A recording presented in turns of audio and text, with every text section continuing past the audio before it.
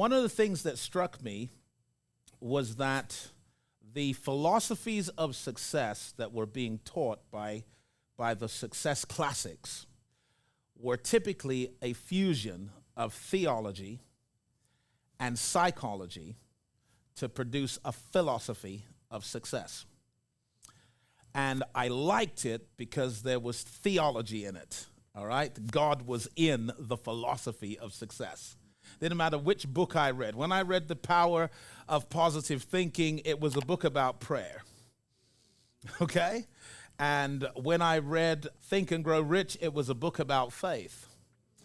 And so there was theology in it. Then over the years, I guess there was an attempt to hijack our stuff and to systematically remove God from the philosophy of success.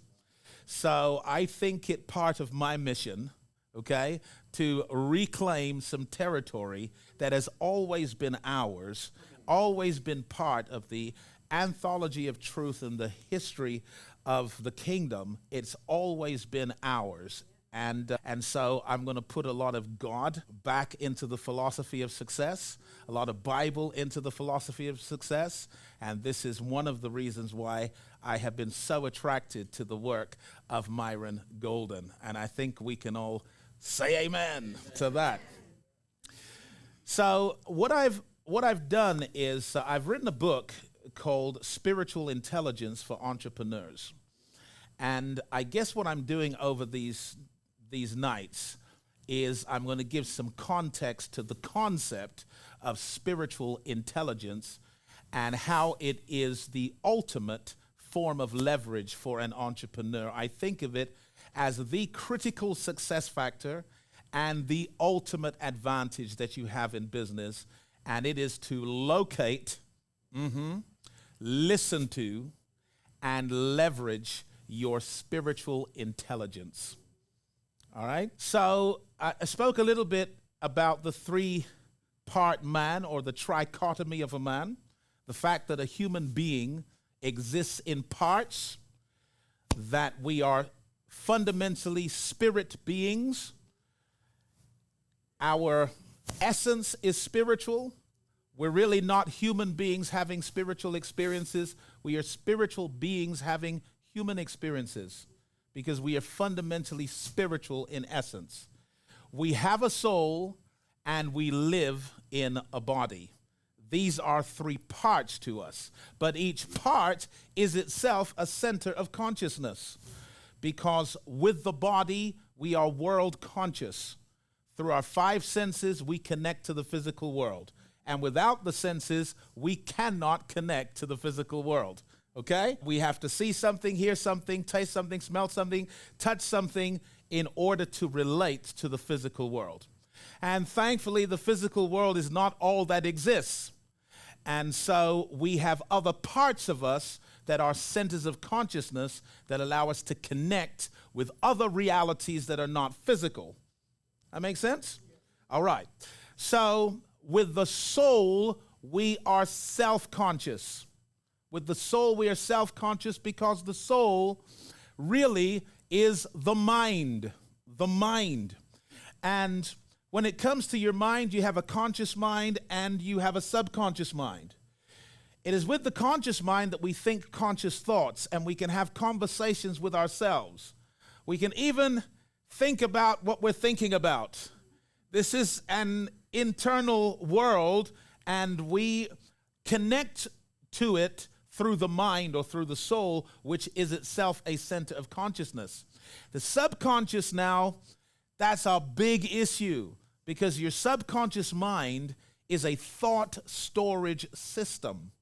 A thought storage system, so that everything you've ever learned, ever experienced, any environment you've ever been exposed to, it is all stored systematically in your subconscious mind.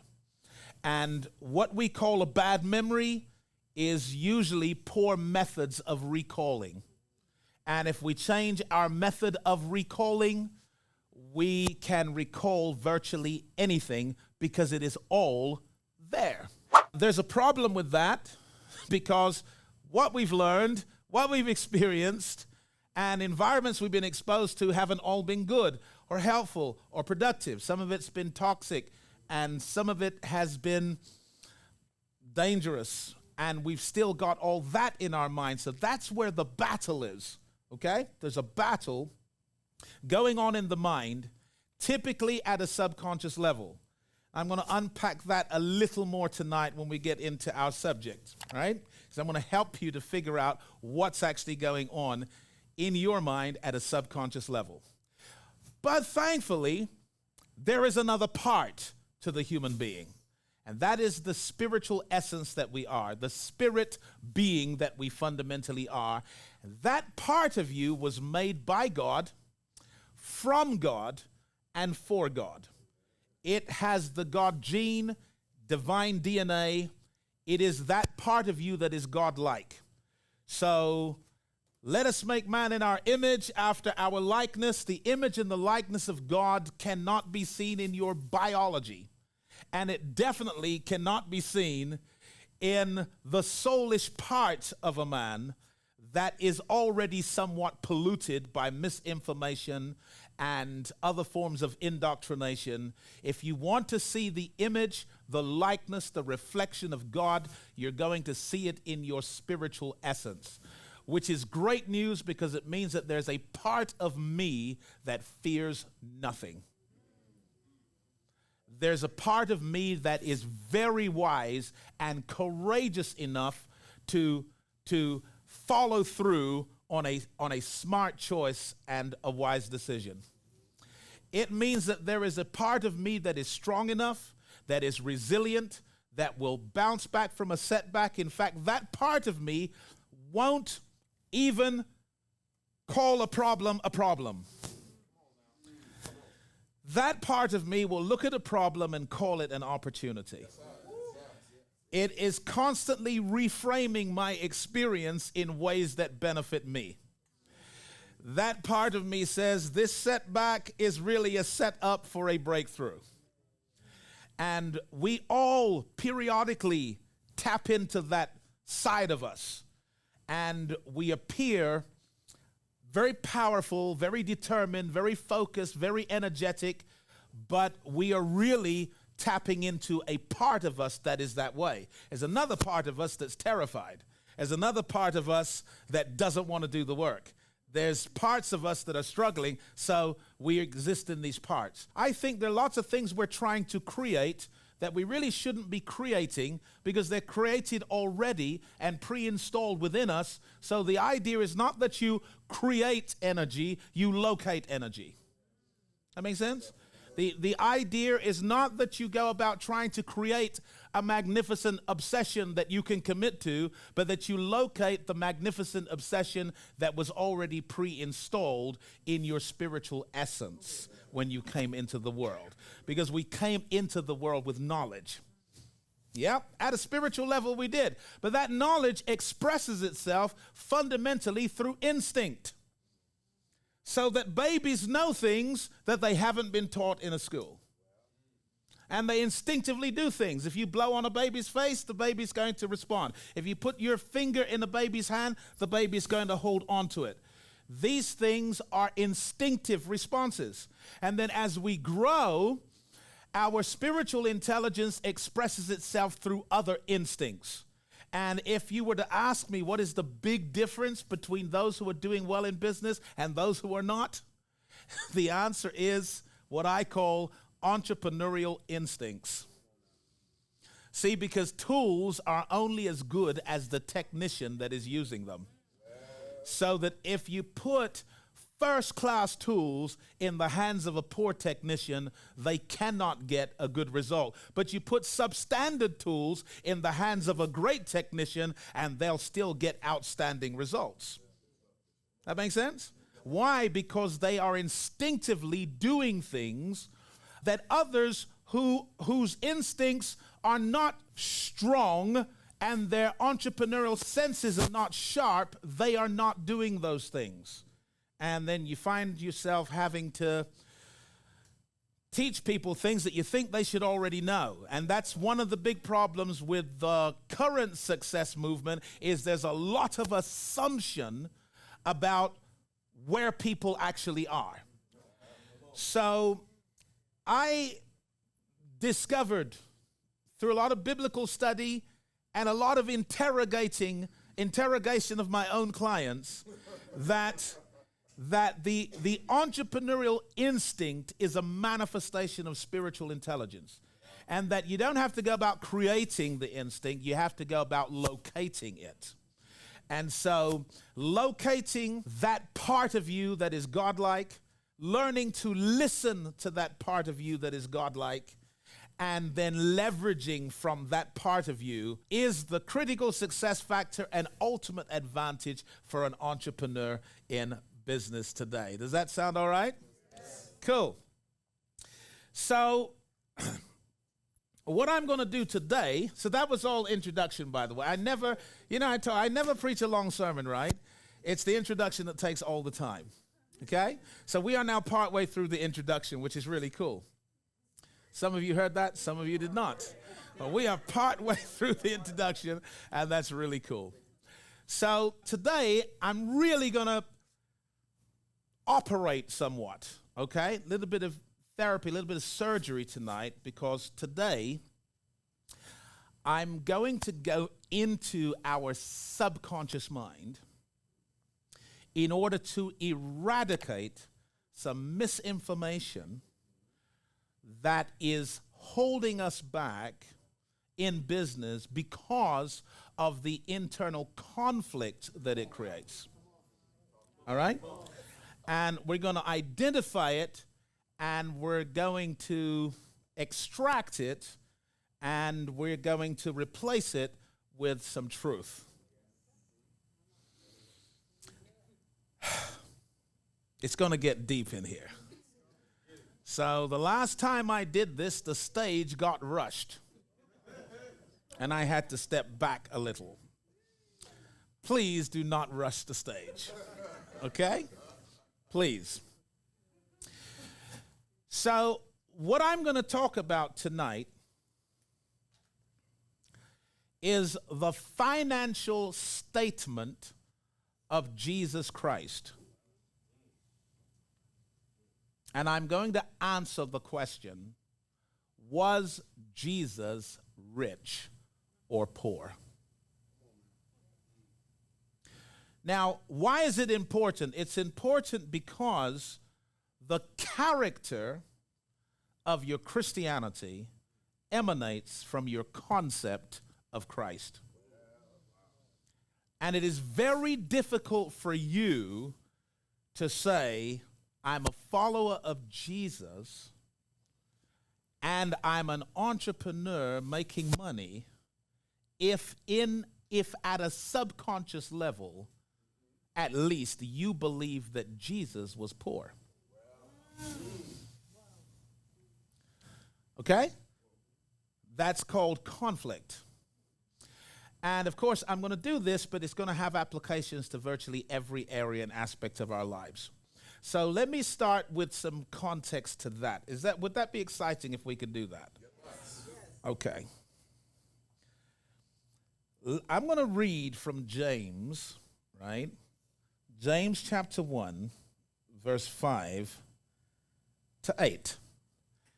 Listen carefully. It says, if any of you lacks wisdom, let him ask God, who gives generously to all without reproach, and it will be given to him. Any doubts there? There's no doubt. If you ask God, he gives generously to all, and it will be given to you if you lack wisdom. But let him ask in faith with no doubting. Everyone say no doubting. For the one who doubts is like a wave of the sea that is driven and tossed by the wind. For that person must not suppose that he will receive anything from the Lord. Wow. So there's a lot to consider there. First of all, if anyone lacks wisdom. So what is wisdom? Okay? I guess in this context, if you don't know what to do in order to get the result you desire, then what you are in need of is wisdom. All right? Because wisdom is going to show you how to get the result that you desire. This passage says you can ask God for it, and God will give it to you generously, and he won't withhold it from anyone. However, you must ask in faith without doubting. It says that the double-minded man is unstable in all his ways. So that's what I want to talk about to start with, is the double mind. Okay, now if you cannot read my writing, okay, join the club. We have something in common. The double-minded man, that's what I want to talk about. The double-minded man. I used to think that the double mind was someone who kept changing their mind. Right? But when you understand that you have a conscious and a subconscious mind, then it becomes clear that the double-minded man is really the man who believes one thing with his conscious mind and something else at a subconscious level. The person believes one thing consciously, but something else subconsciously. That man is conflicted, and according to this passage, access to infinite intelligence is denied. Think about it now. Access to infinite intelligence is always granted to the person who is congruent in their conscious and subconscious belief. But if there is conflict between what you believe consciously and what you believe subconsciously, then access is denied when it comes to the infinite intelligence, the omniscience, and the wisdom of God. And that person must not suppose or assume that they will receive anything from God. In other words, you're on your own. So long as you are conflicted in your conscious and subconscious beliefs, you're going to have to find your own way to do it. But if you can become congruent, consistent, and unconflicted at a conscious and subconscious level, then access is granted to this warehouse of omniscience, infinite intelligence, strategies, solutions, innovations, everything you could possibly, God knows exactly how to scale your business. Huh? Come on now. But you don't know just yet. But he would give that to you if you asked him without doubt.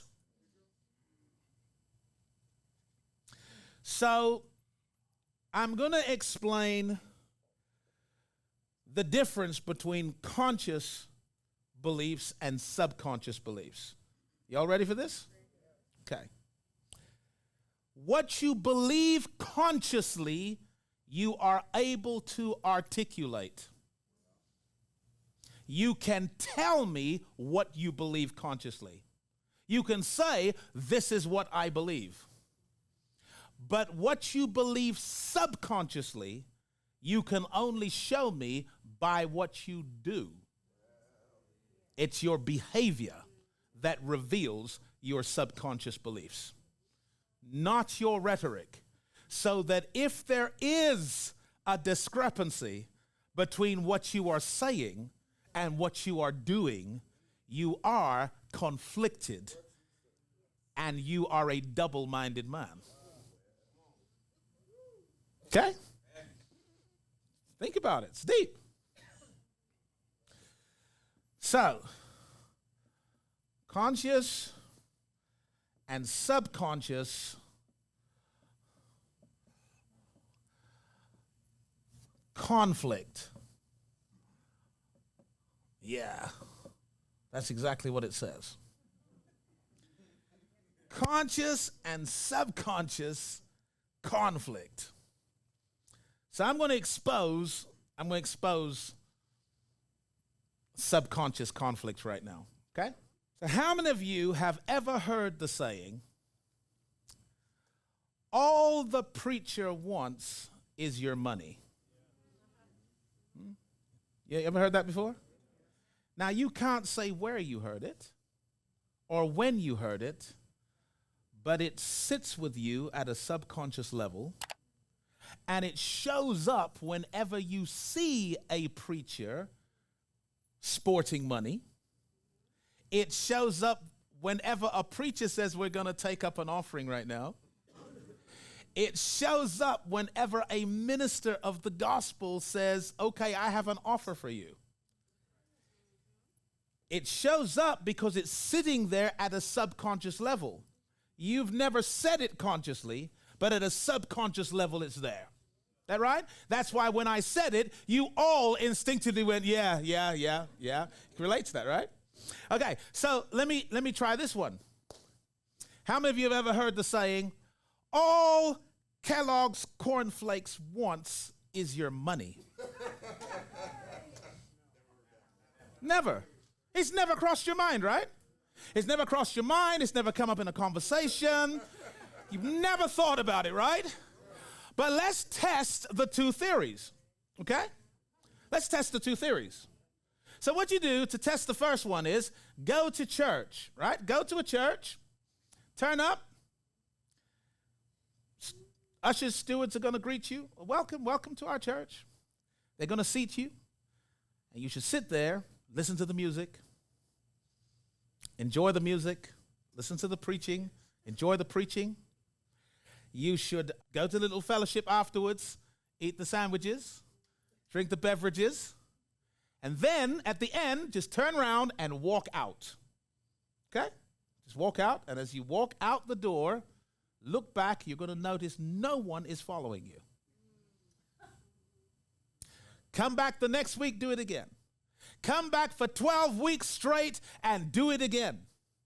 Okay? No one's following you. Now, on the other hand, go to the supermarket. Okay? Go to the supermarket and look for the cereals. You're going to then find Kellogg's cornflakes. And what you should do is lift the box of cornflakes off the shelf, turn around, and start walking towards the door. Okay? When you get to the door, walk out the door with the cornflakes, straight past the checkout, and walk straight as you possibly can towards your car.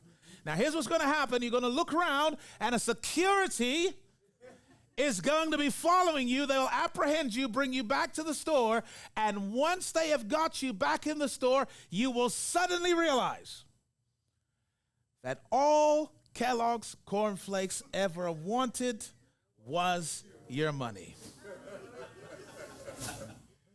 Isn't it amazing how you can plant a seed in someone's subconscious mind that actually thwarts and derails and distorts their decisions for life, even though there's no justification for it? That however you test it, it's wrong, but it's a seed, it's been planted there, and it is now shaping what you do. Not so much what you say, but what you do. So we go to the grocery store and we fully expect to pay for whatever we want to purchase. And we never think for 1 minute that all these companies here, all they want is my money. But you meet a preacher. Somehow you think all this person wants is your money. Seeds sown at a subconscious level. So what I'm about to address is some seeds that have been sown into us at a subconscious level when it comes to the relationship between faith and finance. Okay? It's almost like faith is over here. Money is over here. You pull them together, you're doing something wrong.